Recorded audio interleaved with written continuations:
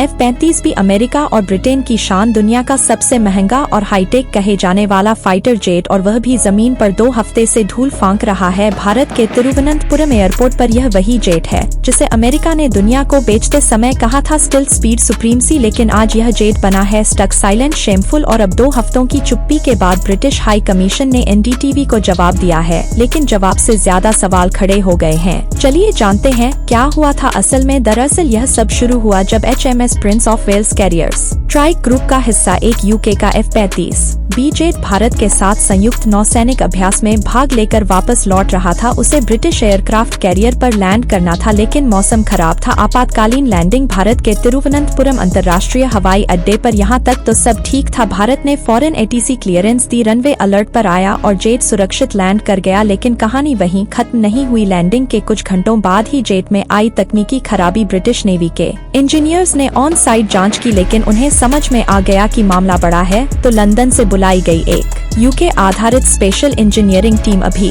तक उस टीम का इंतजार हो रहा है और विमान वहीं खड़ा है रनवे के किनारे भारत में 2 हफ्तों से उड़ान के बिना। ऐसे में सवाल यह है कि क्या यही है विश्व की सबसे महंगी एयरक्राफ्ट प्रोग्राम की असलियत। दरअसल NAD ने जब ब्रिटिश हाई कमीशन से सवाल पूछा तो जवाब मिला कि F-35 विमान खराब मौसम के कारण HMS प्रिंस ऑफ वेल्स में वापस नहीं आ सका। विमान में जमीन पर इंजीनियरिंग संबंधी समस्या उत्पन्न हो गई। फिर कहा गया कि यूके से इंजीनियरिंग टीम और स्पेशल उपकरण मंगाए जा रहे हैं। फिलहाल कोई तय समय नहीं है कि जेट कब उड़ पाएगा। मतलब यह कि अमेरिका यूके का यह सुपर जेट इतना सुपर है कि उसे उड़ाने के लिए पूरी दुनिया में कहीं मरम्मत नहीं हो सकती सिवाय यूके की जमीन के। एयर इंडिया ने ब्रिटिश टीम को पेशकश की कि हमारा हैंगर इस्तेमाल कर लीजिए, लेकिन रॉयल नेवी ने इनकार कर दिया क्योंकि सेंसिटिव टेक्नोलॉजीज के लीक होने का खतरा है। मतलब कि भारतीय तकनीशियनों से इतना डर। तो फिर सवाल उठता है कि यह टेक्नोलॉजी है या खिलौना। फिलहाल प्लान यह है कि जैसे ही यूके से इंजीनियर और उपकरण भारत पहुंचेंगे, इस जेट को MRO हैंगर में ले जाया जाएगा, वहीं मरम्मत होगी और उसके बाद ही इसे उड़ने की अनुमति दी जाएगी। लेकिन नो टाइमलाइन कोई यह नहीं बता सकता कि यह कब तक होगा। अब बात करते हैं टेक्नोलॉजी की। F-35 प्रोग्राम की लागत अब तक 1.7 ट्रिलियन को पार कर चुकी है और इसके बावजूद इतनी महंगी टेक्नोलॉजी की सर्विसिंग दुनिया में कहीं नहीं हो सकती। जेट की जमीन पर खड़ा रहते हुए इंजीनियरिंग फॉल्ट आ जाती है